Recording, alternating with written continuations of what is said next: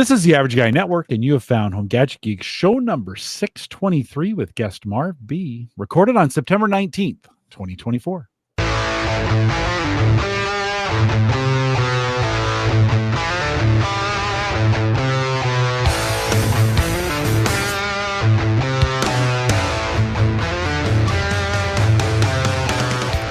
Here on Home Gadget Geeks, we cover all the favorite tech gadgets that find their way into your home. News, reviews, product updates, and conversation, all for the average tech guy. I'm your host, Jim Coulson, broadcasting live from the AverageGuy.tv here in a really still warm Bellevue, Nebraska. Marv, I know it's always warm where you live, but everybody here is ready for fall, and it will not let go. We have a couple days. It's been really hot, really dry. Grasses are going dormant. Everybody's like, when is fall going to get here? Do Floridians ever say, when is fall going to get here? Or are you just, is it summer all year long? So Floridians don't say that. It's all the other people that come down here. They're here for the summer when they expect it to be hot. And then they're sitting around in the middle of January thinking, when's it going to cool off? Yeah, like never. No, it's not. It's not ever. Yeah. You got a couple of weeks at the end of January, and that's about it. Nebraskans, listen, I got Nebraska gear on. Huskers are 3-0. First time we've been 3-0 in 8 years. We got Illinois playing on Friday, so then they're ranked. First time we've had a ranked team come in and have a shot at it for a while. But anyways, Nebraskans are complaining about the heat. They're ready for some cool fall weather. It's football season. You're supposed to have fall weather during football, so hopefully it will come soon. Well, my team is the complete opposite. The Florida State Seminoles, after having a wonderful year and being left out of the college playoff, can't seem to get a win at all. Oh, they played some tough teams. They have played some tough teams. Okay, so I'm sorry. Yeah. Memphis shouldn't have been that tough. Well, let's try to give them some credit. Except for the fact that was Mike Norvell's old team, so I'm sure they had a little something for him. Yeah, you never know. Well, college football, you never know. But you know what? It's back. That's the best part. We know fall is coming. Of course, we also know some world-class show notes are coming. We'll have a few out there for you. So check it out, theaverageguy.tv. For this one, go /HGG623 for this show. Want to give a big thanks to our Patreon subscribers, those of you who help me do what I do each and every month. And whether you sign on for a month or just 1 month, you can join the Patreon team if you want to do that, theaverageguy.tv/Patreon.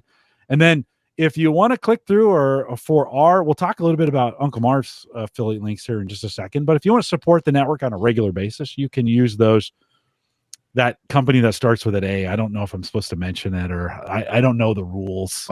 Aren't you? Yeah, you can mention them. Can you say Amazon? Are you an associate? I'm an affiliate. Yes. Yeah, you can mention that. Yeah. Can you say it on? Yeah, you can say it on air, and as long as wherever they go to click, you just have to say that, we may earn money if you click here. Actually, I have a link on the site, front upper right-hand corner that says that. If you just click on that, it'll pass you right on through, and you'll be good. You don't need to do anything else. Uncle Marv's got it. Let's cover this early, Marv. Okay. If you've got like, you need to reach a certain goal for this month. Talk a little bit about that. I'll have that link in the show notes. But what are you doing on Amazon? Yeah, so I had been an associate for a few years, but I really didn't get it cranked up until a few months ago. And my listeners have been great. And they are running this promotion, and they have a thing called Creator Rewards. And they actually just make it to where if you hit what they call certain thresholds of shipped revenue, you get a bonus.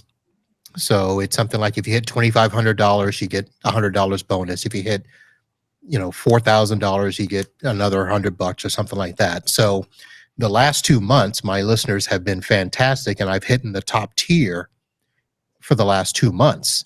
And this month's kind of slowed down and stuff. So I'm letting people know that, hey, if you're going to buy anything on Amazon, use my link. And, because I think the top bonus is an extra $400.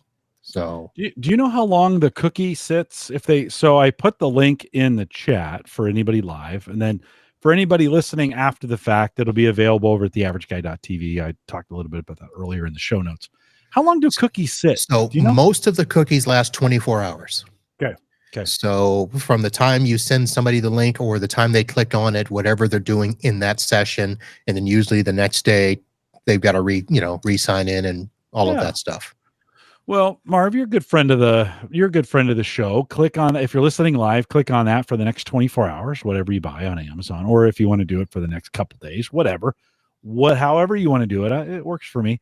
If later you want to come back and click on my link, that works too. I appreciate you guys doing that. It just kind of helps. It's an easy way of supporting content creators. And so thanks for doing that.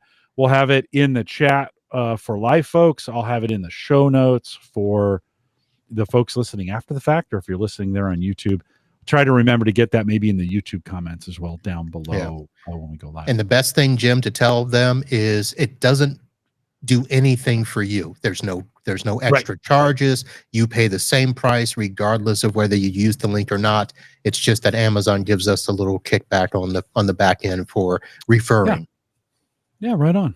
Yeah, right on. So I always appreciate that. If you want to do that for Uncle Marv, do that in however you want to do that. Of course, I didn't mention this. I didn't finish that sentence because I don't finish sentences very often. If you want to support us on Patreon, head out to theaverageguy.tv/Patreon. You can do that as well. Big thanks to Christian and congrats to him. If you didn't catch the show last week, Christian's going to be a dad here in the next couple months. 6 months or so.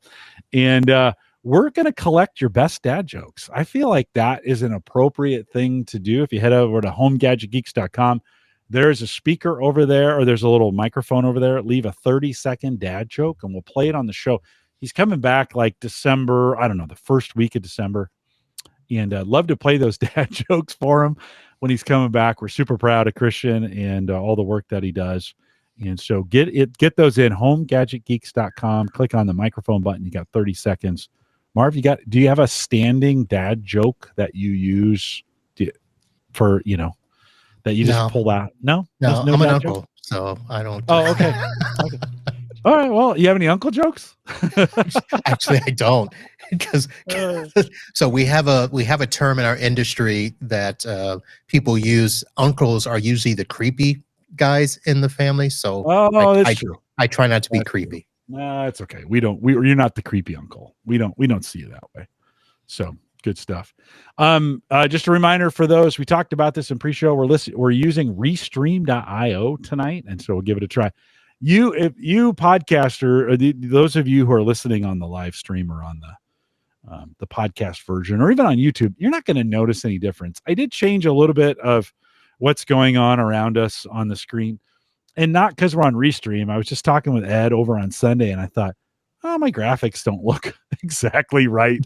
Let's move some things around a little bit. You know how you get that way, Marv, right? When you're looking at stuff, and all of a sudden one day you just kind of go, I should change that a little bit. So cleaned up the graphics a little bit. I took out the Home Gadget Geeks graphic used to sit behind our video. It didn't make any sense. The top of it kind of stuck up, so I took all that out. A little bit cleaner. I don't know. What do you think, Marv? I like it. I'm looking at it here. It's very simple. You've actually done your letters proportional to the space. If you go to mine, they're not proportional. It's a lot of dead space around it. But I did go through where I made it to where, if there's 3 people on the show, I can change the background so that I've got my logo and stuff showing in the different corners and stuff. Yeah. But yeah, it looks good. Yeah. Good. Very nice. Thanks. Very clean. Thanks. Randy says in chat, he says, no uncle jokes, or they're usually dirty. So yikes. And then Justin says, I keep telling dad jokes, but I have no kids. So papa on that.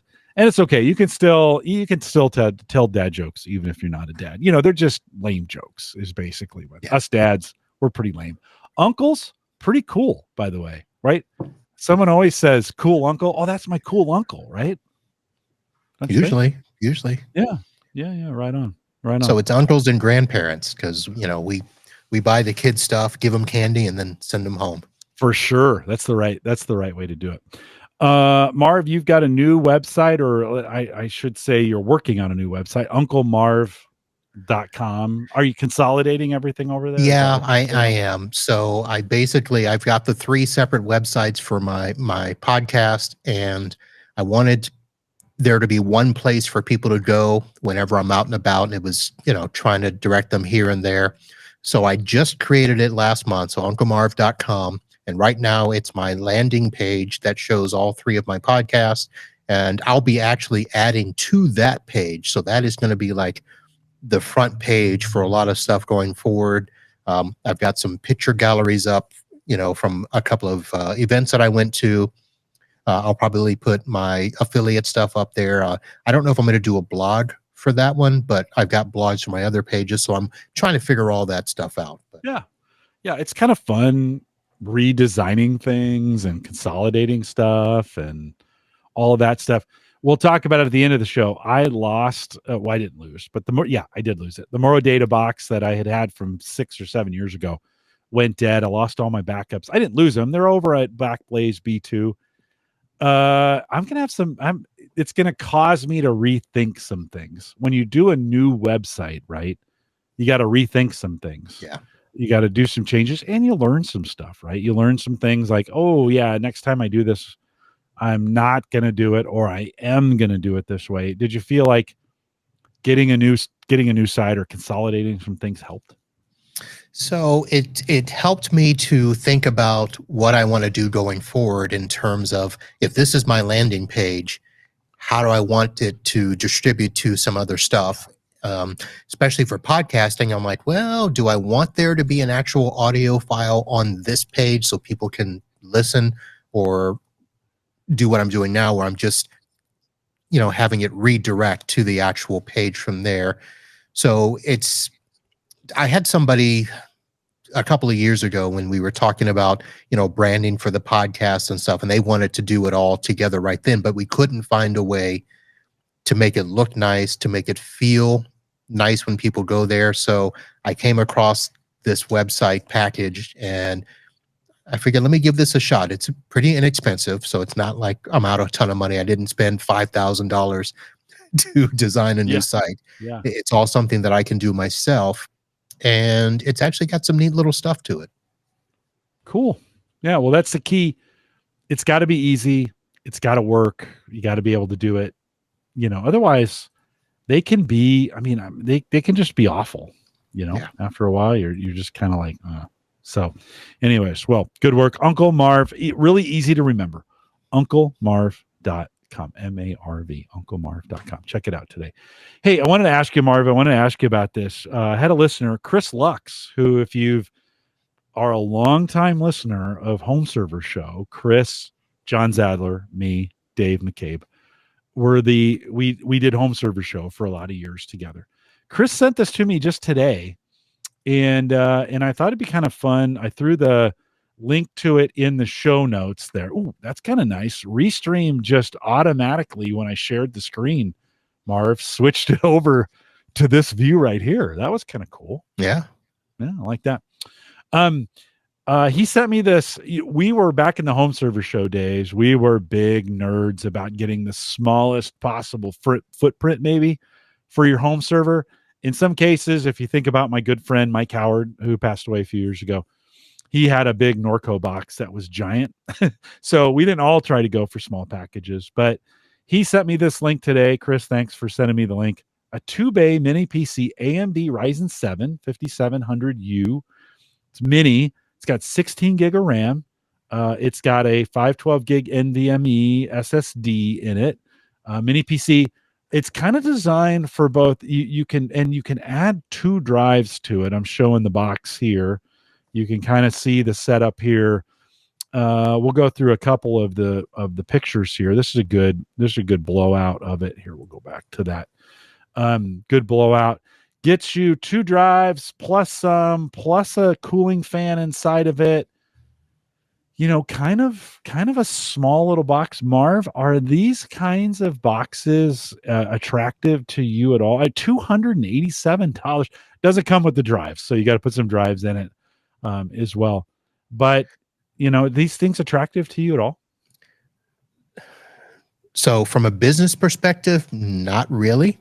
Okay. However, from a home user, consumer, yes.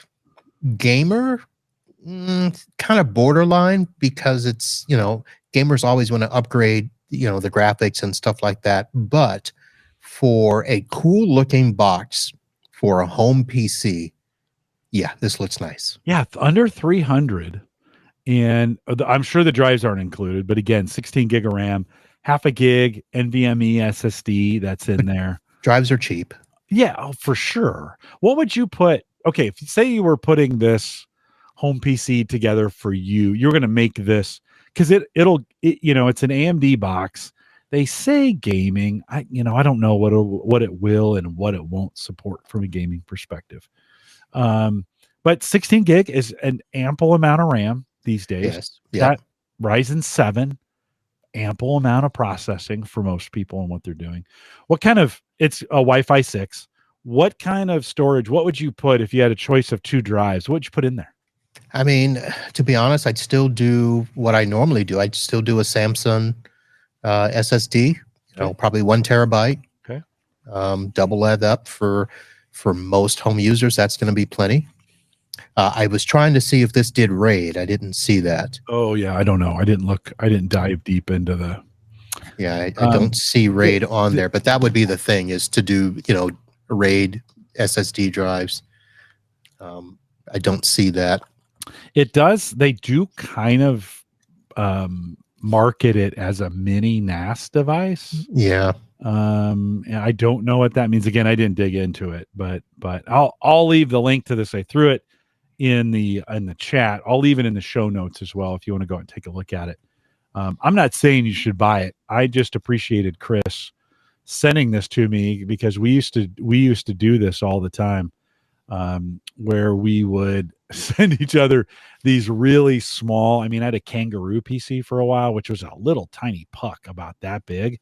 And the goal was always to see if you could make a home server out of it, those kinds of things. So, Randy, go ahead. I was going to say, this does look good if it does exactly what it says, with the built-in Wi-Fi, the 2-bay NAS. If you needed to do some home storage where you wanted to be able to play your music from your phone off of this, if that's the way it would work, then I could see that. I see a lot of people putting Synology boxes in their houses and, streaming their music that way. This would obviously be a lower cost of entry for that. Mm-hmm. Yeah, under $300. And the 2.5 gig network cards, obviously more than most home users would get. I barely see that on switches and stuff in the business world right now. Mm-hmm.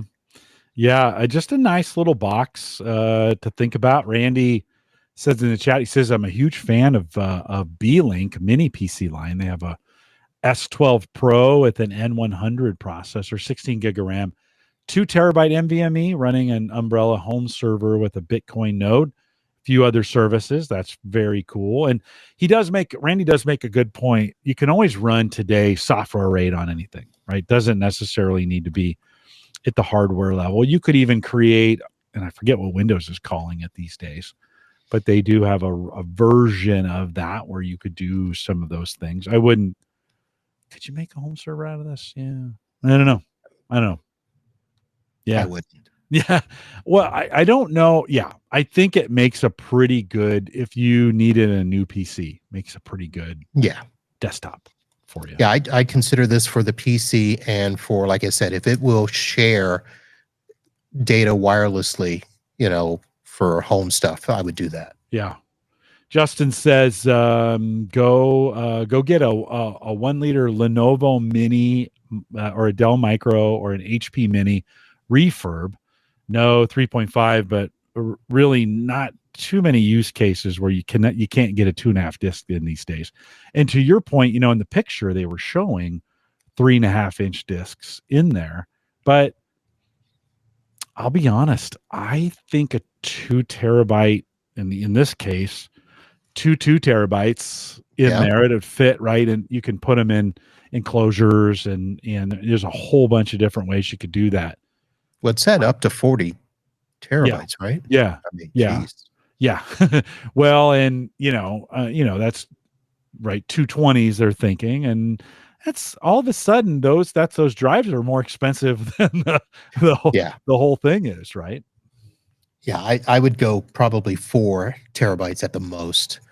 I mean, I do 8 and 12s of my Synologies, but those are for other stuff. But for the homes, I've got 4 terabytes in my business PC. Yeah.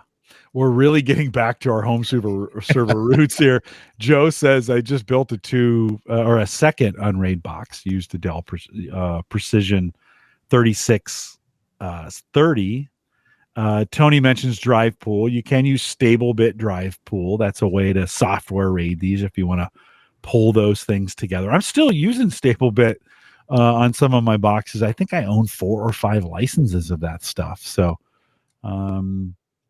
you could, Justin says, pull the disk and put a real OS on the Ugreen, like a TrueNAS or Unraid, or just go Synology. I've thought about that with my Moro data box biting the dust. I've thought, do I get a Synology to replace it? I have an Unraid box. I think I'm just going to move things over there. We'll talk about that here at the end of the show. Thanks. Randy says Windows calls it storage spaces. Appreciate that. I couldn't remember what that was. And then Joe says, this one will be in my office. Went against my usual rule and bought a 2 times 12 terabyte used drives, $75 a piece with warranty. What? Couldn't pass it up. 12 terabytes for $75 each. That's pretty good, right? Yeah. Yeah. Joe, where'd you get those? What site? Throw that, and you won't be able to put the site in the Google chat because they'll block you. But maybe you could just say the site name, and I'll show that on screen. Would you buy it if you could get them for $75? Would you buy some? They're used. Depends on the name. Depends on what they are. Well, Chris Lux, thanks for sending that over. Just a good reminder of our old home server show roots. Thinking about these kinds of, Marv, I'll be honest with you, I don't spend a ton of time looking at those kinds of boxes anymore. I'm running a Mac Mini here, Mac Mini M1. I will probably move to the Mac Mini M4 as soon as it comes out. I think that'll be later this fall or early next spring. Yet I have a gaming rig that's a AMD Ryzen box that's got a NVIDIA card in it that I use as a YouTube player. That seems like a waste of power and a waste of space. But I've got both sides, Windows, and I have a couple laptops running Windows. I haven't thought about mini boxes. Do you think there's still a space for these mini PCs? Yeah, I mean, it's a big thing. So, I just actually purchased a bunch of Intel NUCs to, give to a client because they've got these tiny little cubicles that their people are in, and we've been selling them the standard desktops, towers, and looking at the minis, I said, well, we can just go NUCs. So, especially in this period we're in right now, where companies are now thinking about bringing staff back to the office full time.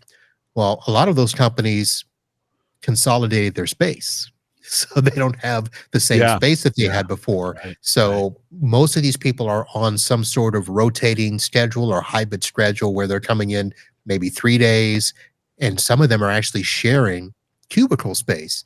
So to give them as much landscape as possible, putting in these little mini PCs is a way to go. Yeah.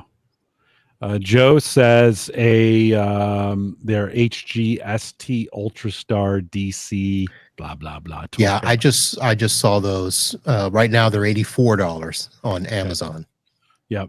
And you can watch eBay for those too. There's eBay stores. I've had some good luck getting some 4 and 8 terabyte drives back when I was doing hard drive, crypto stuff. And those drives I haven't had to RMA, or I haven't had one of those drives go bad. Some of my 1 and 2 terabytes drives from Western Digital have, but those what are they? HGST drives? Yeah. They still haven't gone down. They've been pretty good drives. To me. Yeah, you were talking about NUCs. This is the Moro Data NUC right here. They built their their servers. This is a G40, Moro Data G40. Just built on a standard Intel NUC. It won't boot up. So I hit the power button. The light comes on. It goes red. I literally moved it. I turned it off, held the button down, turned it off, moved it. Was going to put it on the wall and put a strap on the the wall to hold it up. These things are freaking rugged. Like, I keep thinking, well, did I break something? No, I couldn't have broken something. So I may flash it. I haven't done anything with it. May try to flash it. Maybe the drive's bad. I don't know. I've got some work to do on it, but you can see here, I mean, they just bought these off the shelf, put a drive in them, put their own OS on them, and did them that way. Yeah. I'm going to need to, I'm going to have to come up with an application that allows me to connect to B2, a Backblaze B2, to start figuring out, like, okay, we'll talk about that here at the end. What do I pull down or don't? But yeah, these are kind of cool. And these little nooks are they're pretty handy for that stuff. Let's see. So Justin says, why Nux rather than the tiny mini micro series where you get 3, 4, 5 years, right? Warranty on them. Yeah. I think it's worth looking into. Go ahead. Yeah. So I think at the time the Nux were more available. So I'm an HP guy. So we do a lot of HP stuff, and the HP minis, when I looked at those versus the Nux, the performance for some reason was just better on the Nux. It was either that or stay with the HP small form factors, which they're small. They're just not as small and compact as the Nook or the minis. So I was looking at it from a performance standpoint because I've got to put these in, to a business environment where we're still running, case management software for attorneys off of a SQL database, and it's got to be fast. Yeah. No, right on. I think Asus owns this Nook line now, don't they? Didn't they? I don't know. They keep changing. Yeah, I think Asus has the Nook, and I think Intel sold it to them, and they're good. This thing is like I have not handled this. I set this up in 2017, and it literally sat on a shelf for 7 years without me really doing anything with it. Multiple power outages, multiple moving things around. It just was rock solid. Yeah. Moved it, put it up on the wall, stopped working for me. I'm sure, I don't know. The sides of this is not cheap plastic. It's metal. It's metal. Yeah. Yeah. Or, these things or airline grade aluminum or whatever they call it, right? This the top pops off. There's 4 screws on the bottom, allows you to pull the lid off of it. Really, really well built. So I'm going to do some work to see at this point. One, I got to get to my backups because they're sitting in B2, and I'm going to have to figure out an application or something to be able to pull those to look at the backups. Marv, let's just talk about this now for a second before we're going to dive in a little bit on AirPods and some of those kinds of things. But let me get your advice on this because you're a business guy, right? So I lost the box. It had a terabyte of my backups on it. And then it had a caching server that would push the rest to Backblaze B2. So It's about 3 terabytes there, right? So 2 terabytes of on B2, a terabyte local, but then local's dead, right? So all 3 terabytes are on B2. I can get to them at some point. I can get an app or something. I mean, it's tough to go to the website and pull them down. B2 doesn't work that way. You need some kind of connection to it or an app that can see those files or folders. But I'm really tempted. Now, there are some things I do need to recover. There were some things up there that I don't have locally that I need to recover. But a lot of what I have there are podcast episodes. I mean, I've been podcasting for 13 years. And I have a lot of podcast I have all of the podcast episodes I've ever done are out there. Right. In final format or still in RAW? Yeah. Do you have the RAW files as well? Yeah, I have RAW and final out there. Okay. In some varying forms, but let's just say they're RAW and final, right? That are out there. Both and in video form, because I always thought, well, if I keep it in video, then I can always make an audio version. Do I just leave those on B2? Yeah, they're there. I'm paying $20 a month, not a lot, to store 3 terabytes of data in cold storage on B2. Do I just leave them there for now and just let that? I'm not going to add to them. If I do start doing cloud backup, I'll probably do something different. Do I just leave them there for now? I don't know. What do you? I mean, the short answer is obviously yes, but before I would consider that, I would make sure you can access them. So however you need to do that, which is one reason why when I talk about doing cloud storage, the front end of that storage has to be something that can be reinstalled on another device and simply attached to wherever the storage is. So for instance, the Synology stuff, if you go to C2, their version of the cloud, you can access that from almost any Synology and just attach to the account. My business backups, I've got 2 of those where my RMM product has a backup. And if a station detaches is the best way to describe it. So if a system dies, you spin up a new system, you throw the agent on, and you can attach to the backup cloud of that and then just resync. Then you can do your restores as you normally do. These products, I think, what was the one that there was one that I had used, Mosey was one that I had used a lot of times where it was a direct backup and it wasn't easy to connect to. And I said, I can't worry about this. I need to have a quick way to connect. So I would definitely see if you can find whether it's an app or an install that can connect to them, because that's going to be the key. If you can't get to them, then there's no sense in keeping them. But want them. I think, I think let's make the assumption, and so there's an application for the Mac that will allow me to connect to that drive and just see it as a drive, right? See it as a drive. Now, B2 is cheap for storage and nothing to put the data there, right? You can put it there as long as you want. They're going to charge you a little bit for storage. Egress is you're going to pay a lot to get it back. You're going to pay. Yes, I'm going to pay. And I know how much because I had that thing egress twice on me one time when I had a process go awry and it just kept reloading the whole thing twice. Now, I called them, they gave me a break, some of those kinds of things. But so the question really is, so I got this B2 bucket.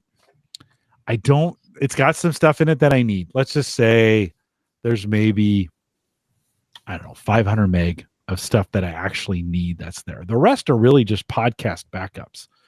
Do I just kind of not close out, but just leave that bucket in place, keep paying the $19 or $20 a month to store it, start a new bucket for whatever I'm using. I'm going to switch my backups. In fact, over the last 6 months, I've been switching my backups from Moro data because I kind of thought, I wonder when this thing's going to go. Right. 7 years old, right? It's like my hot water heater, which I got to replace this week too. And I'm thinking eventually this thing's going to go. So I've been moving my local or my current files to my Unraid server. Now they're only in one place. Like I have bad backups. They're only on my Unraid server at the moment. You got to get those somewhere. No, I do. This is I'm in between backup solutions at this point. But so here's my question, because I've never used Backblaze. Do those buckets work in the similar way as the Wasabi buckets, where you've got an encryption key and a server to connect to, and there's a third code or something, secret phrase or whatever? They give you a key. Okay. They give you an API key basically to make the connection. Yeah, for sure. Yeah, that's so I've got some of my backups going to Wasabi because it was a little cheaper when I had started, and I've actually started moving those away just because I don't want to ever have to risk losing those keys, even though I've got them in my IT glue, stuff like that. But it's just that one thing where, what if I decide to go away from IT glue, then I've got to pull those down. With my other solutions, I don't have to worry about that. I just install my agent, reconnect, use the accounts, and I'm good. Yeah. A couple things. Justin says, let me get this out there. Justin says, hey, Yeah, I just validated. I can get to my B2 bucket from the website. Yes, I can, Justin, but it's a really wacky interface. It's clunky, right? It's super clunky. Yeah, it from B2, it doesn't look like, if you go on their website, it doesn't look like files and folders. And it's just not like, I want to be able to go in and see it just like I do when it's a share, like it was a share before. So it's not super intuitive. Maybe there's some tricks that I don't know. Randy says can you get your data from B2 on an external disk? Yeah, actually Backblaze does offer a service. You pay a bunch of money for it, but they'll rent you a disk. It's kind of cool. They'll rent you a disk for 30 days. They'll put all your backups on it, send it to you, not email it, but physically send it to you. You can plug in. You have 30 days to keep the drive and then send it back to them, and they'll refund. They charge your credit card some money for the drive while you have it. Or actually, it's a really reasonable price for the drive. You can just keep the drive if you want to. It's super funny. They're like, if you just want to keep the drive, that's absolutely fine. You can have it. We'll never ask for it back. You're going to pay. I might, if you're moving your data, I might do that. That way you don't have to worry about connecting and downloading and all that stuff. Yeah. Just pay, what is it going to be? $100 for shipping in the drive or something? Yeah, the data that I need is actually, I uploaded some keys to some things and some text files, some backups. Those weren't available to me locally. I should have saved those locally. Yeah. I admit that. I should have saved those locally. But so I need to get, and those maybe represent 500 meg of the 3 terabytes that I have there. The rest of it is just podcast stuff. Okay, let me ask you this though, Marv. It's just old podcast files from the last 10 years. I'm kind of thinking, I've been talking about this a little bit on Ask the Podcast Coach, that your kids care a little bit less about your data than you do. Their kids don't care at all. Most of your data is going to be deleted or gone or whatever by the time the second generation comes around. I'm kind of thinking at this point, do I really want to back up podcasts from 10 years ago? You're a podcaster. What are your thoughts? Should I just blow that, get what I need and blow the rest of it away and just be good with it? I've never gone back to those backups. So I've started going through and deleting a lot of the raw files that I know I'm not going to rebuild certain podcasts. So there's no need for that. I may keep the MP3 final, but I actually have some early podcasts before I rebranded that I'm thinking I might re-release in a new format and do, throwback Thursday podcast or something and play bits and pieces of those audios. But you can still do that with just like the final product. So to be honest, I would probably dump as much of the raw stuff and just keep the finals. But then, yeah, how far back do you really want to go? 5 years is probably enough, because I mean, what content is really going to be relevant from 10 years, except for the nostalgia, aspect. I know. And I'm even caring less. I think about my very first Home Gadget Geeks 13 years ago, 14 in December. You're kind of, I go back and listen to it and I kind of cringe a little bit. You're kind of like, yeah. But as soon as you get rid of it, listen, I had an Xbox, I had an original Xbox. That we got rid of, that now I wish I had. And you go through this weird cycle with those kinds of things where you have it and you hold it and you hold it and you hold it. And then one day you're just like, I cannot look at this box anymore. I just need to get rid of this crap. You get rid of it 3 or 4 years from then, you're like, oh, I wish I would have kept that because whatever, fill in the blank. Yeah, but it's just nostalgia at that point. Yeah. The closest thing that I've tried to look at and justify is, so I listen to a lot of Jim Rome, the sports talk radio guy. Love Jim. Yeah. Now they have situations where they have literally archived his entire show, and it works because they refer back to bits that were funny and clips and interviews. And in that format, it makes perfect sense. Yeah. I'm never going to have that. I don't have an audio engineer who's going to, play that clip from 2 years ago when we were at DattleCon, Well, but this could be a situation, I mean, where we're getting with AI.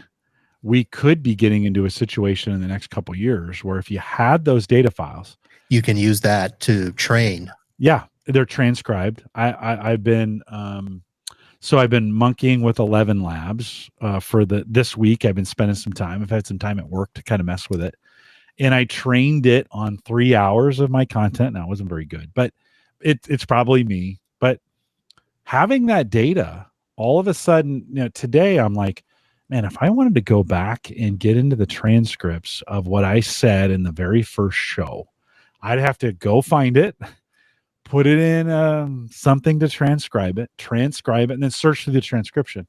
I think with AI, we're getting to the point with audio where that's all just going to happen automatically here at some point in some way, don't you think? Then I could just index that and search on it and go find it and pull that quote. Yeah, you just put in a query and said, hey, find any references to me saying this, and boom, there it is. Yeah. Randy says he's doing Bible podcast. He says, my favorite show I'm doing is a Bible podcast. My content can be very relevant 10 years from now. That's true. And some of the stuff we did could be, and some of it's nostalgic. We're talking about Windows 7 back. Oh, I thought you were going to say 95. Well, no, I think we were a little beyond that in those days. And then, Tony, I haven't thought about this Boxy Box in forever. Like, but I haven't said Boxy Box in maybe, I don't know, 7, 8, 9, 10 years. That was an old, they would send you a bot thing. You'd put a hard drive in it. You could let friends back up to it. Like there was this whole, for a while, there was this whole mesh idea of backing up. Give some space, we'll give you some space. Oh my goodness. Did you go through that? No. I was scared to that. I'm not going to let somebody have my stuff. Well, it's all encrypted. Let's just be really clear. And I don't want somebody else's stuff because back then, the only people that stored stuff were, the porn freaks. Yeah, that's probably true. But say Marv, I said to you as a backup solution, hey, I'll give you twice what you need for backup, and we'll spread it around on a bunch of different boxes. Nobody will have enough to be able to get any of your data. It will be completely military grade encrypted. There's no way anybody can get to it. And all you have to do, if you give us a terabyte, we'll give you 2. Would you do it?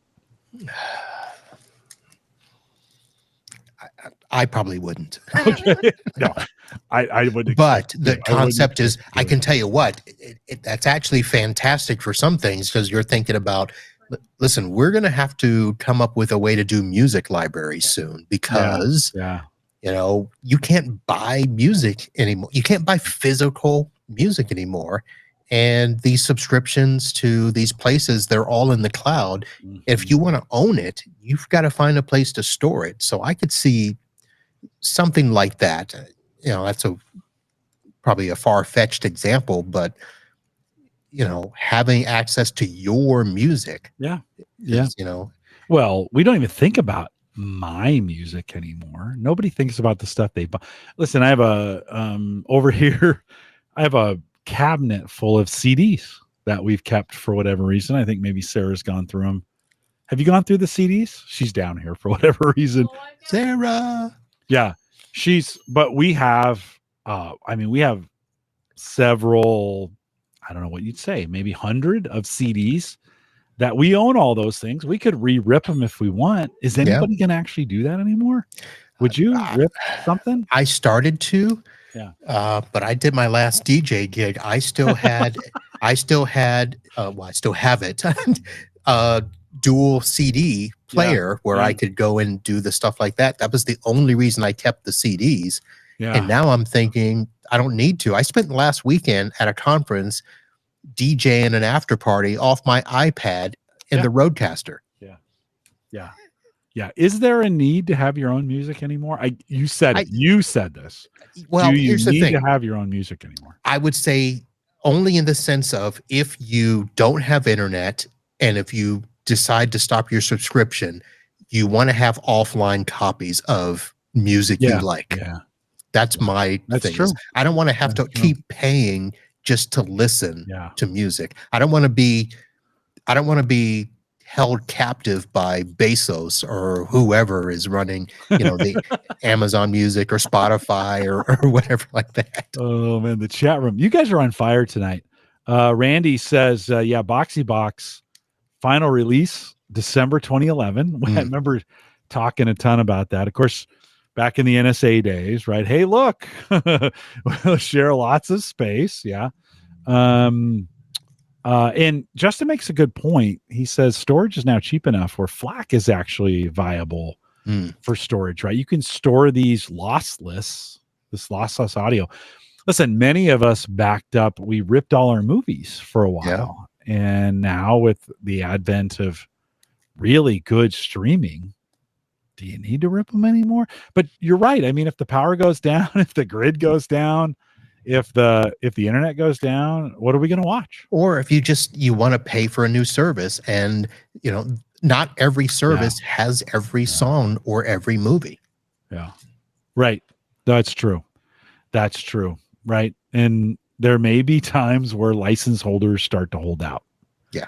They're like, yeah, no, you're actually not going to get those unless you pay. And I'm not saying this is going to happen, but this is the danger in all this is all of a sudden they know they got you. And you're like, well, if you want to listen to your music, it's $40 a month or it's $99 a month.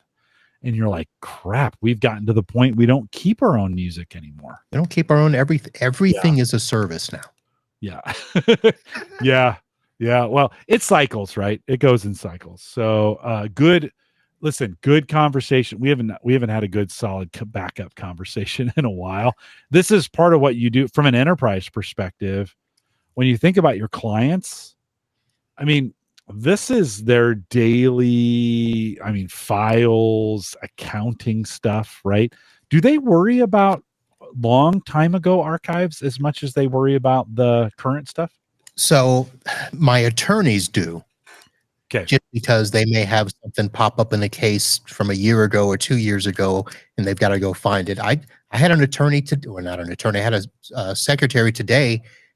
She deleted her emails from today, and they weren't in her deleted, recovery items in Outlook. And she was in a panic. And luckily, this firm paid for advanced archiving. So I was able to go into, it wasn't the 365 portal. I had to go into a different portal.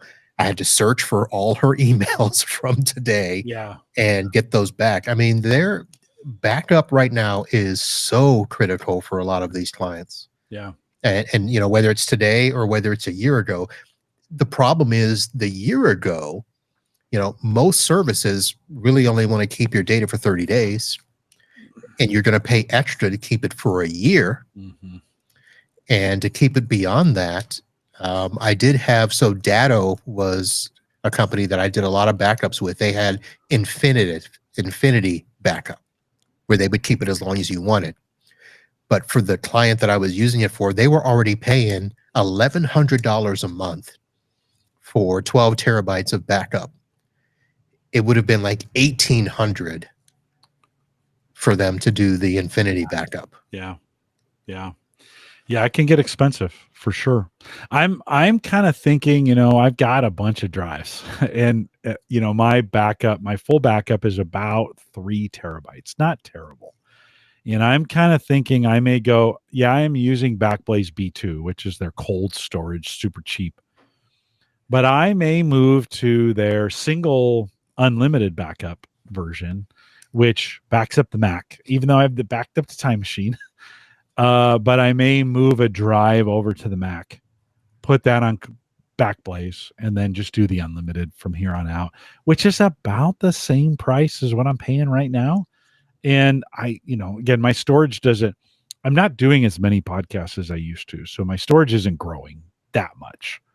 In the terms of things, I also bought back in the end of the year last year, I bought a Microsoft 365 account. I get 5 1 terabyte accounts. I could start ditching some of those backups in Office 365. And that seems kind of jankety, right? Yeah, you want them in one place. Yeah, no, right on. It seems kind of jankety.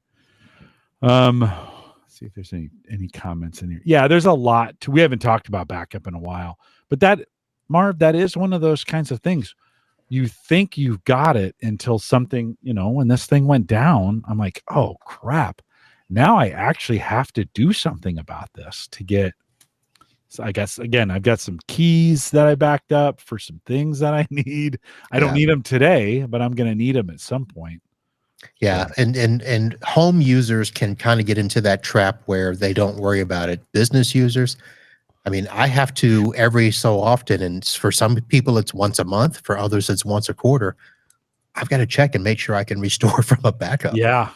No, right on. Listen, it's not backup unless you can actually restore it. Right. And I'm to that point now where I'm like, okay. I mean, I could buy a Synology and I could attach the Synology B2. They have a B2 app that I could attach to it. I still may do that, just to be honest. It's an easy solution. Got a ton of drives. I could fill that thing up. I may do that. Or I've got an app too I could put on the Mac that'll allow me to attach to it. And that may make it easier to connect to, because if that Synology dies, you just spin up another one, throw in your account, download the app, boom, you're back up. Right. Yeah, and Synology is the leader, I think, in this space right now. And so it's not like they're going anywhere. It's not like a boxy box. That's no, but they're getting expensive for some people, because once you get to a certain level of box, you have to purchase their drives and their memory for them to support it. They're just flat out at the point now where they're saying, if you don't have our drives, we don't support you. Yeah. And from a business perspective, I like that, because, I have to tell the customer, look, we've got to get support if something happens. You can't rely on just me. Yeah, for sure. Yeah. Well, and I could go with a cheap Synology. 3 terabytes. So I could get a 2-bay Synology, throw 2 4-terabyte drives in there, connect it to B2 and start downloading what I want.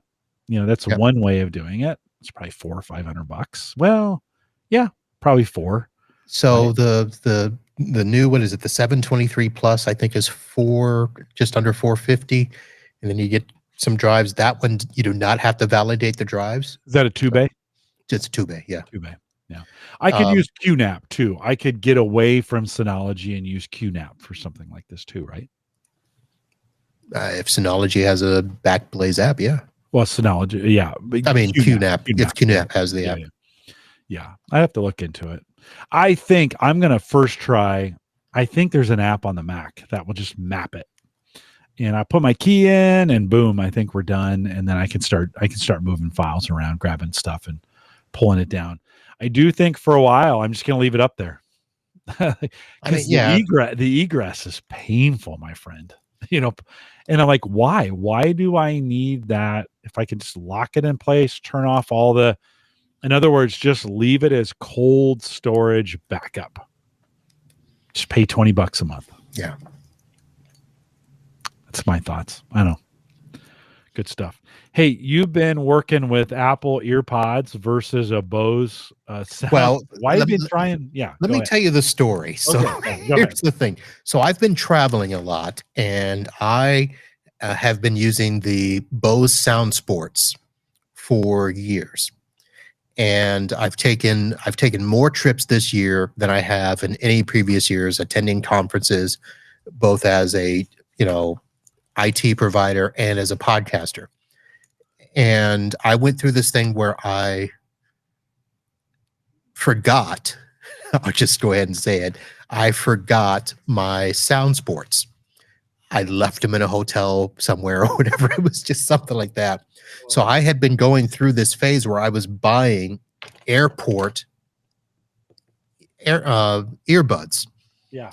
And the sound on all of them was just horrible when compared to the Bose. And I even bought some Beats wireless ones. I hated them. And I happened to remember that I got the Apple, they're wired. Now they're not wireless, but they're wired, and they've got I'm still using an iPhone 15, so I have to use the the charger port, because that's always the big thing is, none of these phones are coming with the 3.5 jack for earbuds or anything like that. Yeah, no, for So sure. I had these, and so I've been taking them with me, and of course they sound just as good as the Bose. The problem is it's a wire. The Bose SoundSports are wireless, so they're not the earbuds only. They have the cable that you can hang around your neck. So if they fall out of one ear, you don't lose them, because I have lost some of those. And I've been testing. I said, you know what? Let me see how close these are. And these Apple earbuds, now the wired, I haven't tried the wireless, they and the Bose SoundSports are almost identical in sound. Yeah. Insignificant. This is weird to say, significantly less, right? Yes. Yeah. Yeah, these things are, you can get them like $12, $16. Significantly less. I never thought I'd say that about an Apple product ever. But yeah, all of a sudden you think, yeah, wireless is nice. Listen, I'm still using, as you look at this, I've been using, these are the same. I mean, these are old school, round jack, whatever the millimeter, I forget what that 3.5 millimeter TRS. 3.5 millimeter, plug it in. I've got some earbuds that I bought on, because earbuds got bought by another company, and then they put them out of business. So I bought a bunch of the covers for it, and I'm putting the covers over so I put the earbud covers over the Apple AirPod, goes into your ear. So I'm not wearing those, but I'm wearing earpods with it. Significantly cheaper than trying to buy, but Bose or some of those other earbuds that are just, it's gotten kind of ridiculous, right? Yeah, it is. And so I just sat and I was thinking, my wife makes fun of me because, anytime I have an issue with the Bose, and I start tinkering around, she's like, just buy the Bose, but I finally am like, you know what? I'm buying a bunch of these, and this is what I'm taking with me on the planes now, because I'd rather look stupid with wires than, lose those Bose again. Well, okay, so I started working out again in the office. So, with us kind of returning to the office, I'm trying to go in most days. And the guy I'm working out with, we've been working out in the fitness center or whatever, stairs at work or whatever. And so I've realized about myself, I can't have shower gear here. I can't use the same stuff here as I use at work, because I forget it at both places. Right. So I'm like, I need to have exactly the same thing in both places and duplicate it that way. I think earbuds are the same kind of thing. Like, if you got a backpack that you take on travel, you better have something in your backpack that stays in your backpack, right? You can't be moving stuff around. That's for me. You can't be moving stuff around. It's like, oh yeah, I'll take it out there and move it here. No, you get to the airport, you're like, crap, that my headphones are on my desk at home, right? Yep. Yeah. Oh, I do that with my Bose sound ports. I had an office pair, a home pair, and a car pair. Yes. So that way, if I'm out and about and I'm going to be sitting, I had 3 separate pairs. Yeah. No, I think it's, and you're talking, okay, so when you buy those 3, is it as much as the Bose, or can you get 3 for less? What, the Apples? Yeah. Oh, the Apples, they're $16. And the I think you can. The Bose the Bose were $129. I think Bose stopped making them, so they were $199. Okay. They went up. They went up in price, right? Yeah. Yeah. And then you have all those problems. This is one of those things with Bluetooth, right? The wireless. Then you get on the plane, it's connecting to different things. It doesn't really work like it should.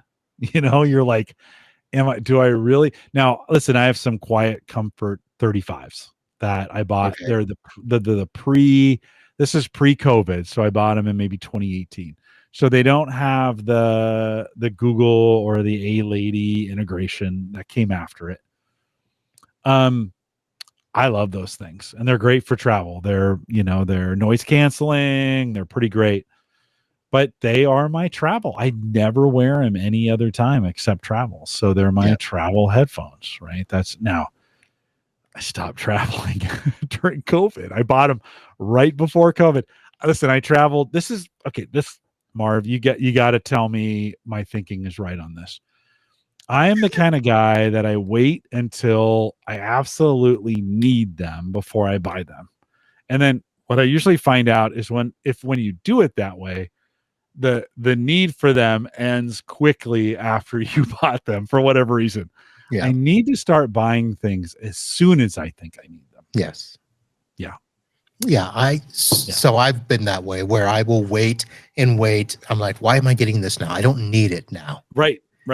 No. But I got to the point too where if you wait too long, you can't find it, or it costs more or something. But yeah, it's one of those things where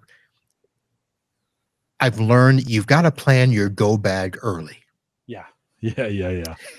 So, no, this is what I think. And I've been burned so many times on this where I've bought things early and then I don't use them. This is the problem, right? Is so you're like, okay, I need these things. I'm going to buy them early. And then you don't end up using them. I don't know. It goes back and forth. Brian says in the chat, he says, picked up some 3.5 to USB-C adapters to help use those corded headphones. Yeah. Good, cheap. Yep. A little dongle to make that work. I was at work today and they were replacing, so in the Gallup studios, they were replacing our PCs. I have two PCs in the studio, one to do video, one to do audio. In the audio one now does translations. That's what I plug some things into to do translations. So I said to him, you know what? When I started podcasting 12 years ago, laptops really struggled to do video the way I want it done today, but the laptop I have right now is awesome. So like, just give me a docking station. I'll bring my laptop into the studio for the video portion of it. It's plenty powerful. You can replace the audio one. And we started working on, they were like, so how are you doing the translations? I said, well, I start a StreamYard instance and then I bring that out to my phone and I use Google Translator on my phone and I use a little dongle that looks like this. Right. So this is one of those USB camera kit ones. This one in particular, I took it off. I need to take it into work. This one's got power, so I can actually power the thing as part of it. And they're like, you're using your personal phone for that? I was like, yeah. Like, dude, we'll bring you an iPad. we got plenty of iPads that you could just use and bring one of those in. But I kind of needed this. I need this kind of dongle when it's in there, right? That provides both power. Yep, I've got one of those. Yeah, and sound for it as well. And so I was almost trying to talk them out of. I'm like, oh no, I don't need that. And they're like, well, dude, we got this equipment. We'll give it to you. At one point, they had a Mac Mini they were trying to give me, and I'm like, actually, I don't think that'll work for me. What we're trying to do, I'm just trying to do basic translations with it. And so, anyways, it's Marv. It's one of those things. I got to be better. I got to be earlier about adopting. I'm always too late, on some of these things. In fact, I'm so late. This thing still has a plastic. This thing has its plastic cover on it. Hold on. Is this satisfying? There you go. Oh, we're doing an unboxing with Jim. It had the film still on it. I never took it off. Anyways, so you're going are you going to have those? You're going to have those earbuds everywhere? I mean, is that kind of... Oh, yeah. I'm buying a whole bunch of these now. So I'm going to have them. I'm going to have them at the house, at the office, in the car. Yeah. They're going to be... So I've got a go bag for travel. And it's just... I've got some USB cables for charging. I've got chargers, and I'll have this in there now. So it'll always be... Well, I need two sets because I've got two suitcases. So I'm going to put them inside the suitcase. On. Yeah, right on. You're going to spend $80-$90, right, to get all of those.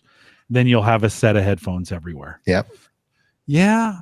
Why do we fight that so much? We think, why would I buy 5 earbuds when I can have one that does it all? Why do we fight that? It's just, I don't know. It makes so much sense. Don't know. Oh, all right. I have my Synology. Let's take a look at it. I think I'm going to go this route unless you talk me out of it. So Synology 223. Yeah. DS223J discless. So it's $200. I got plenty of discs. It's a 1 gig. It's got 1 gig of memory, 2-year warranty, brand new off the shelf.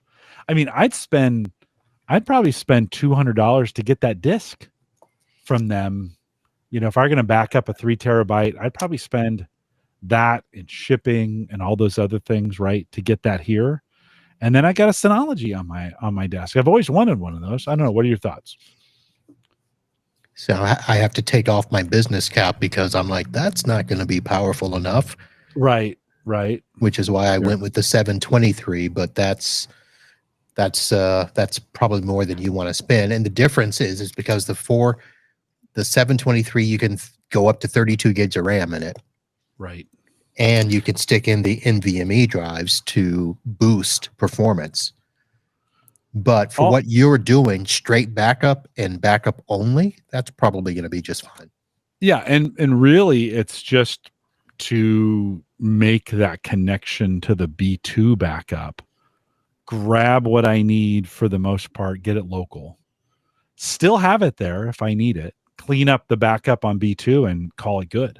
Yeah. You know, gets me back in business. Yeah, I have, and I've got an Unraid box that I could do this on.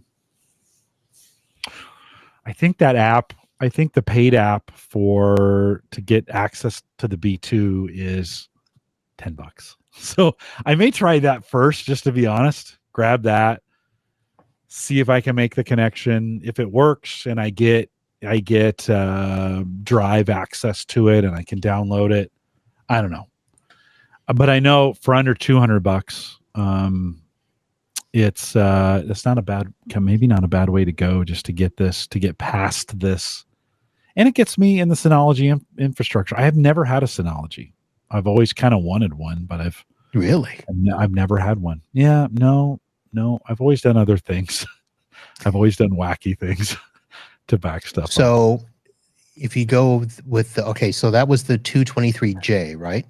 223J, yes. Yeah. Okay, so if you just go 223, the drives are actually hot swappable. I don't know if that means anything to you or matters, but it would to me. So 223, but that's like $500, right? Versus the 223, I don't think is. I can get a 223 diskless on Amazon for $249. So another $60. Yeah, but like I said, it's the drives are hot swappable, and what else was there? I was looking at the comparisons. Randy said Jim didn't have a Drobo. The Drobo died a long time ago, Randy. Thanks for the and then of course there's a mandatory dollar sign. Yeah, so thank you. And it so it has 3 USB 3.2 ports. It has USB copy, which the 223J does not. So after you get that stuff down, you can hook up another external drive by USB and copy from the Synology to that drive. Yeah, I'm having, well, in a little bit of ways, and I know there's probably some ways I can do this with Unraid, but they make it so easy on Synology, right? Plug it in, run the app, put in the key, boom, you're connected to your B2. I mean, it's a pretty easy box. I've got a couple drives I could throw in there right away. Should probably do the 250 as opposed to the 189 on that. Here's the good news. I'm not in a hurry. I don't need any of those tomorrow. It's not an emergency. So if you wait till November, till the Amazon Prime days, right? Right on. In fact, and what I'm going to do is I'm going to add this 233 to my cart on Amazon, And then what I'm going to do, which is a technique I've been doing for a while now, is I'm going to open the cart and I'm going to say, Save it for later. Yep. I put it down there. I've got right now, I have the EcoFlow Delta Pro in my save for later. I have a 50 amp, 15-foot generator cord with pre-drilled power outlet. We've been talking about that on the show. Wow. So that's in there. I have the Micro Air Easy Start Flex in my save for later. It's become a real strategy for me. Put them in there and then watch the price changes over time. And you get kind of an idea of like when I should buy. Do you follow a similar strategy or? So I do, and I'm actually seeing if I can pull my card up because you've got the Delta Flow in there. I just put in, actually, I'll do it off my phone. So I have, let me pull this up real quick, the whole house generator sitting in my save for later, which is, here it is, the Anker Solix F3800 home backup. So I've got it. It's the main unit plus an extender plus the transfer kit and a solar panel for $7 grand. $7 grand. Yeah, I've been looking at the Anker. That's one of those things I've been looking at. I've been talking about this in the last couple shows of, I keep going back and forth. Like, do I put on my air? Because really the air conditioner is what determines what I need for backup. And of course, you're in Florida. You have to have air conditioning. Yes. Right. You have to. So you need a generator powerful enough to run your air conditioner. Well, most of the lower end, do you know what your tonnage is on your air conditioner? Is it a 5-ton, 4-ton? So it's only a 4. Okay. But most of the generators that you buy from Harbor Freight or whatever, big box stores, they'll really only run a 3-ton, and that's a stretch by themselves. So then you think, okay, I need one of these soft starts for the generator, and I have a brand new air conditioner. So I called my HVAC company. Hey, well, if I put this on, is it going to void the warranty? I've got another 5-year warranty on this thing. It's close on a 3-ton. It's super close. And then you think, okay, well, maybe I'll do a battery backup for the whole house and bump that wattage up so that the batteries can handle that amperage and wattage, right, when it starts. And then I'm at $7,000 like you're talking about, right? Yeah. And you're like, is $7,000 worth it for just to start my air conditioner on a backup? But scenario? Here's where I'm looking at it from the standpoint. So when I looked at the other, like the Generac, and I looked at all the work I got to go through to get a propane tank, I got to get a 120-gallon propane tank somewhere in my backyard because it just won't work on a 30-gallon, which we have for our stove. So 120-gallon is what you've got to kind of plan on if you want to be, 2 weeks without power after a hurricane. Yeah. But with the Anker, it's a solar panel. Right. Well, not a solar panel. It's a bunch of solar panels. Well, I would need at least 2 to survive. Do you think so? Because I'm not going to run the whole house. I mean, we just need to keep our fridge running. We need to keep the AC running. Yeah. And a few, I've got some other battery backup type things that I could plug in and charge those and then use those to run, appliances, my phones, my TV, that sort of thing. Well, the AC is the kicker on all. AC is the kicker. Yes. AC and fridge. Well, fridges are pretty efficient now. So if you have a pretty modern fridge, the amperage and the voltage on those is pretty manageable. I actually have a 5K generator. I run my 2 fridges and a bunch of other stuff and the neighbors when we're low on power. That's pretty manageable. It's that damn capacitor that's built into those AC units that, that thing, I have a very efficient air conditioner, 87 amps, right? So do 87 times 240. That's what the wattage is going to be, right? Amps times volts when you think about electricity. And you're like, and it lasts for a minute, maybe not even that, right? You're like, ugh, why can't we make now? You could buy air conditioners. You can buy, I have a Sear, a 2 SEER, I think is what they call it. You can buy up to a 5 or a 7, and those are all built in, but they're also 3 or 4 times the price for some of those, for some of those AC units that have some of that efficiency already built in. A soft start's $400, so it's not terrible, right? It's 3 wires, and you're in business, and they're pretty great. But this whole home backup thing is pretty easy if you just didn't have an air conditioner. Right. Everything else backs up pretty easy. I can get away with I can get away with maybe $3,000 in batteries if I didn't have that air conditioner. And then you think, well, okay, we'll just do everything except air. Well, you can't do that. And no, there's the no last way. it was 97 degrees the weekend that we lost power. It always is. It never happens when, it's 75 out there or 65 out there or 55 out there. Yeah. So, we've thought about the Sear thing, and just technically we need it in the bedroom. Yeah. And possibly in the living room. And you can buy them to where you can do multiple zones with a decent sized Sear. And we've thought about when our AC comes up for, replacement here soon, we were thinking about doing that, switching that over. Yeah. Well, it's one of those things here. I've often thought, we bought a window unit that's one of these super efficient ones, runs off 110. You actually get some pretty good, it won't cool the whole place, but at least you can get a room or 2 cooled, and it's not terrible. It's not hard on the generator.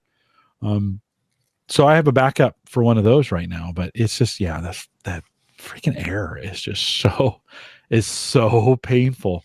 And the generators that they have today that you buy at the big box store, they're just small enough that they can't fire those things up. Right. If you're a 4-ton or a 5-ton, you're at Generac level at that point. You're going to need, 15 or 20K generator to get those things rolling. Yeah. Jim says in chat, he says, sister-in-law has a Kohler on her farm, 26K. That's a pretty good size. That's a pretty big diesel engine, right? Runs off propane. I'd almost prefer diesel at that size. That's what we ran in the military. Propane's a super inefficient fuel for generators, but auto transfer switch, cheap. No, super well for now. Yeah, super cheap. Self-tests every month. They love it, but rural Iowa can have some sketchy power for sure. Actually, in the city in Omaha, you can have some pretty sketchy power, as we've had here recently. Yeah, it's gasoline is by far the most powerful, gas, natural gas, propane, in that order. As far you buy any of these generators, they go down in wattage as you go. Gases, you get to the most watts. Natural gas gets you the second most. Propane gets you the third. Those two could be switched, by the way. But it's some considerations to think about. I know if you're a regular podcast listener, I know the last 6 shows, this is all you heard me talk. I'm obsessing about it at the moment, but it's important stuff. Do you, Marv, where you are in Florida, do you guys lose power pretty often, or is it pretty stable? We do. Okay. Well, let me rephrase that. We have, so if a good storm comes through, we're going to lose power, which is kind of ridiculous with the amount of money that supposedly FPL has put to upgrade our infrastructure. So if a good storm comes through, we'll lose power for, half an hour, that sort of thing. And we'll have a lot of blips where power will just pop off and pop back on. Yeah. And that's frustrating. So we do. We've got a lot of those issues. Well, I found, for me, putting a big solar generator, I have a Blue Eddy AC 180. So I forget the wattage on it now. It's enough to run all of my computer stuff. I probably run consistently 400 to 500 watts of power for all the monitors, computers, all those network kind of stuff. That will back me up for about an hour, maybe 2. and that's enough for those short little blips kind of thing. And so I think you can take a staged approach to this. It was 700. They're getting cheaper all the time. You might be able to get it on sale for 500. Figure out what your power draw is. Put a battery behind all that stuff to begin with. That may be enough. You know, Marv, when the power flickers and things turn off, you get super mad, right? Yeah, but here's the thing. I want it to be that auto transfer, and that's the problem with a lot of our stuff. You've got to manually connect things. And I want auto transfer. I mean, that's really what it is. Yeah. Yeah. No, it's And actually, you know, with the backup, with the batteries you're talking about, the $7,000 worth, they have 10 nanosecond backup UPSs built in. Anything modern now is going to back your house, and it will handle all that stuff. And if you're in a spot where you can do solar, right now in the United States, there's a 30% rebate on all that solar equipment. And actually, those batteries are in most cases, you have to buy a certain size and pay a certain amount. Those are also available for a 30% rebate. So you kind of go, well, maybe now is the time to do it. So, hey, real quick before we go, only because Randy's asking, we teed this up a little bit. You had bought a Rodecaster Duo at a conference last weekend. So, okay. I've basically had all the Rodecasters. So I had the original Rodecaster, which I sold because I upgraded to the Rodecaster 2. Mm-hmm. And I have 2 Rodecaster Duos. And I have one that sits in my main office so that when I need to do something in the office, you know, if you're going to double up, right? And then you never know when you're going to need a backup, right? And then I have one that I take with me on the road. So I take a Duo with me, along with the 2 Rode interview mics, wireless. And that's what we ran some stuff off of. Now, the conference that I went to where I did that DJ stuff, that was the original Rodecaster. But we hooked up wireless mics to that. I hooked up my iPad, and I ran the music for the conference. So anytime we were in between speakers or we had a transition, I would just run the iPad through the Bluetooth there. And then we ended up using all of that night for the party and ran my iPad. And yes, and I just saw in there, I just got the email this morning for the virtual channels for the RCP2. I was going to do it today, but I thought, I've got a podcast with Jim tonight. I better not mess with my what are virtual channels, and why would virtual channels are where you're able to actually control basically a DAW for Windows for the Rodecaster, and you can add in additional channels, whether it's music or whether it's, you know, some other stuff. I haven't played with it yet, but that's basically what it is, where it's going to add 3 additional channels virtually in a DAW that you can control everything from the app on your system. Cool. Are you glad you did it? Which thing? You bought another one? Yeah, I am actually. So especially the Duo. I mean, the Duos are, you know, they're half the size. Okay. And for most of my offsite stuff, I only need the 2 microphones. But I could still do everything else, where if I want to bring in Bluetooth, if I want to do some wireless stuff, it works out really nice. Well, and you're still DJing, right? You're doing some DJ stuff? So technically, no. Right. But anytime I go to these events and they need music, I'm like, all right, so we can do that up. Yeah. Yeah. Randy says 4 channels available. 4. Okay. Yeah. 4 channels. Yeah. I have not been bit by the Rodecaster bug. You know, I use a M2, and it works great for me.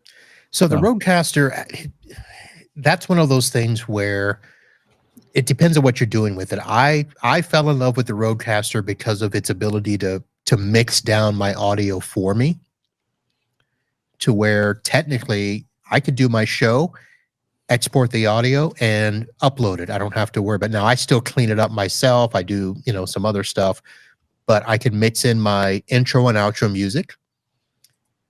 We can do some other stuff. The Rodecaster just makes it so easy and nice. And granted, it's a little pricey for just regular podcasting, but some of the stuff that it does really makes it easy, and it looks cool out on the road. Yeah, no, for sure. Well, if folks, we should probably wrap this up. We're getting a little late there in the Eastern time zone. If folks want to check out what you're doing, unclemarv.com, where you can get the IT Business podcast, the Unhealthy podcast. Are you still doing that? Are you still doing the Unhealthy? Yeah, I'm a little behind on that, but still doing that. Yeah. And the Infamous podcast? The Unfamous podcast. Unfamous? Or started that back up, where I'm just interviewing, people from my past and friends I meet, and nice. Yeah. Are you enjoying it? Yeah.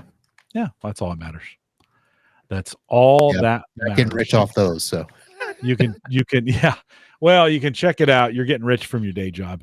You can check those out. unclemarv.com. Marv, I always enjoy the time that we have together. Thanks for being my friend, and thanks for coming on. I always appreciate it. Thanks for having me. Valuable as well. I was going to say thanks for having me, and it's always surprising how active the chat is. When I'm like, I'm not your typical home gadget geek guy. Well, okay. So tonight we went back to some roots from home server and some of those kinds of things. We didn't plan to go there, but it just worked out that way.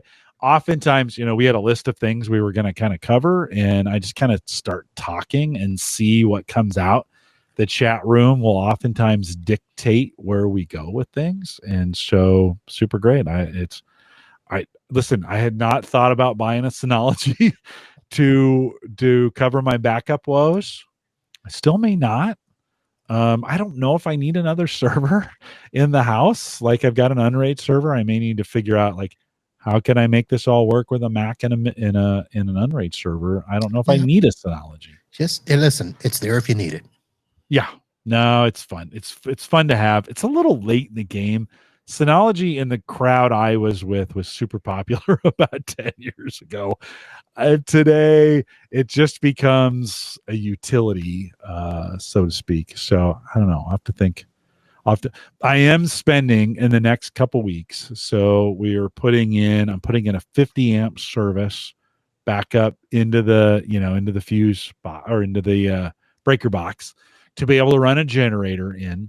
So I'm doing that in the next month or two. Been buying the parts as we kind of go along. And we have a brand new bathroom that's being put in. Guess how much? It's 5 digits for sure, right? For sure. Yeah, for sure. Yeah. And it starts with a 2. So it's okay. We've been saving for it, and I'm super excited. This is a bathroom that hasn't been updated since 1959, and they've got a lot of work to do. And after going through the parts list and the breakdown and the labor costs and everything they're going to do to that, I was like, okay, that makes sense. That's sense. Before they open up walls and pull out the tub. I know. And I even warned them. I'll let you know. So we had a leak in what technically is the guest bathroom. I'm going to be afraid of what you're going to tell me. But the wife uses it because it's got the tub. Our ensuite, just a stand-up shower. So she takes baths, and so she takes that. Yeah. It had been leaking for years. Yeah. And we knew at some point we'd have to do it. Well, earlier this year when her brother came down to visit, he's Mr. Handyman, Mr. Carpenter, and he does all the stuff. So he finally went in and looked at it, and it was bad. So I guess what they call the plate underneath and the wall, we had dripping in the wall. So he ended up opening everything out, took the tub out. There was no subfloor. Oh, yikes. No, is it rotted away? Is that no? There was just sand. It was just like dirt they just packed it in and stuck the tub. And because in Florida, all of our houses are built on slabs. Yeah, we're on slabs. Right. So they put the slab, dirt, tub. Yeah.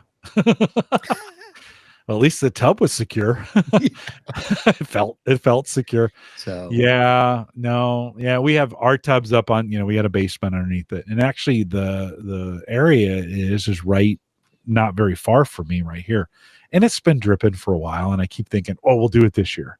And then this year turns into next year. And the next year turns into the year after that. And we just finally got to the point. Okay, we need to, it's gotten moldy. You can see the mold up there. And so the guy came in and looked at it, put his flashlight up there, looked around. He's like, I don't think this is going to be much of a problem. We're gonna spray some stuff on it. It should be fine. Looks okay. I was like, I think there's going to be a lot of subfloor. He's like, yeah, we'll account for that. It's like, it's not my first rodeo. I was like, okay. I'm just trying to be helpful. And then the other thing related to this show, because we've talked about it so much, is Paul Breran had been on in the past and talked about putting a heat pump hot water heater in his house.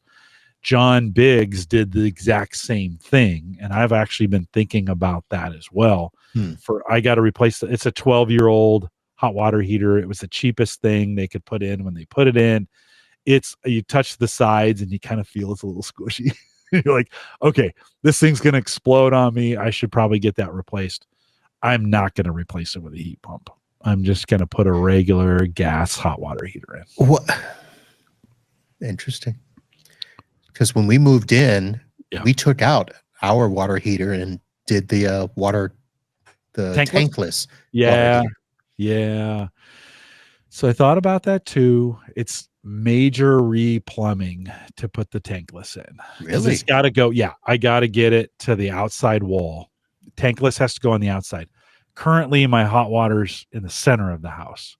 So I got to move that to an outside wall because that exhaust has got to be pretty quick to the outside.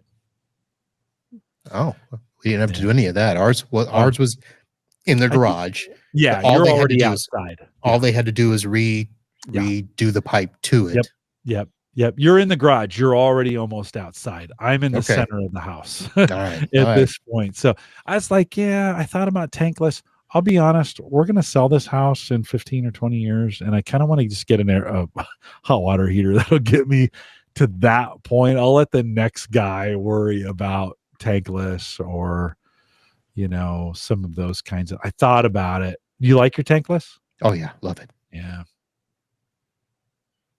I have a Lowe's bid coming tomorrow morning, and then I have my contractor who's doing the bathroom giving me a bid on a hot water heater sometime this week or next weekend. So I have to make that decision. They're a little bit more expensive, and I have to do a whole bunch of new plumbing to get it done. I don't know, Uncle Marv, don't do this to me. Don't do this to me. I mean, listen. Yeah. You're already at 2. It starts with a 2. The tankless isn't really that much. That's true. That's true. Because here's the thing: true. if you're moving the pipes already, you're there. Actually, you're not wrong because the bathroom is closer to the wall than the outside wall than it is the inside. So you're probably right. And they're not that big. I mean, how many new gas line. I have to run a new gas line for it because you're natural gas, right? Yeah, I'm not worried about that. Yeah. how many bathrooms, sinks, stuff like that do you have? We have a bath and a half. So it's not, and dishwasher. Oh, that's it? Kitchen. Yeah, it's not bad. Oh, then you can get, come on, $500. Okay. Tomorrow, when the Lowe's guy comes, I'm going to have him price both a 50-gallon regular, 6-year warranty hot water heater and just your standard. Put it in. It works. It works for the next 15 years. It'll be fine. It's a couple $100. Or the tankless. $500. $500. $500 more. Maybe. Yeah. But think about it. Tankless is going to be that hot for as long as you need it to be hot.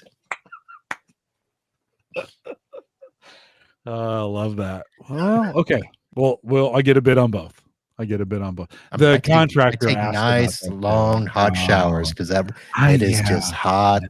I don't have to worry about it running out. Water is cheap here in Nebraska too, so it wouldn't. It's not like it costs me that much more. You're probably right. All right, we'll ask about it. The bid is tomorrow, so the guy's coming out. The Lowe's guy is coming out tomorrow. I'll ask him. I'll ask my contractor. I just sent an email to my contractor. Let's see if he. I would be disappointed. Good, he didn't respond to me, so he'll respond to me tomorrow. I was going to say I'm going to be business. I was going to be disappointed if my contractor answered me after business hours. He should be taking some time off. Well, Uncle Marv, thanks for coming on, and appreciate you, man. Thanks. All right. Thanks for. Can you hang around for a minute? Sure. Are you okay? We'll remind everyone that if you want to join our Discord group, I haven't said this in a while. If you want to join the Discord group, it's pretty quiet. It's not a big commitment. theaverageguy.tv/Discord will let you in there. If you want to leave that message for Christian to leave a dad joke, head over to homegadgetgeeks.com. There's a microphone button in the bottom right-hand corner, and you can leave a message there. Just send me an email. Let me know you've done that.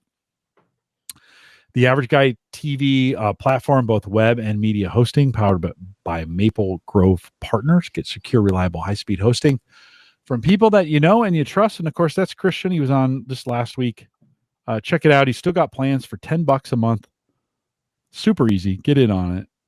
For more information, visit maplegrovepartners.com. And, of course, you can always send me an email. And, Neil, thank you for your weekly email. Not every week, but almost every week. Thanks for your feedback. I love it when you guys send me feedback. I don't always get a chance to reply to it or have the time to, but I always appreciate it. Send me an email, jim@theaverageguy.tv. We are live every Thursday, 8 p.m. Central, 9 Eastern, out here at theaverageguy.tv/live. Be back next week. Actually, I don't have anything scheduled, so it might be 2 weeks. I might take next week off. We'll just have to see how it goes. Bob and Ryan from thinkcomputers.org are lined up.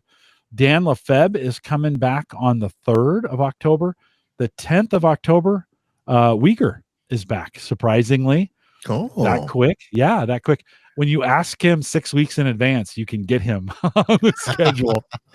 So he'll be here. And then on the 24th, Bob and Ryan are here. We'd love to have you join us. Of course, Christian's coming back on December 5th. And we'll get some more stuff booked as we go. And we'd love to have you out here as well. For those of you who joined us live, Brian, Joe, Jim, Shoemaker, Tony. I saw Justin out there a little bit earlier. Randy, thanks for coming out. I didn't see you, Ken, tonight. Missed you. And let's see if there's anybody early. We appreciate you guys coming out and joining us in the chat room. We'll be back next week. With that, we say goodbye, everybody. Holla.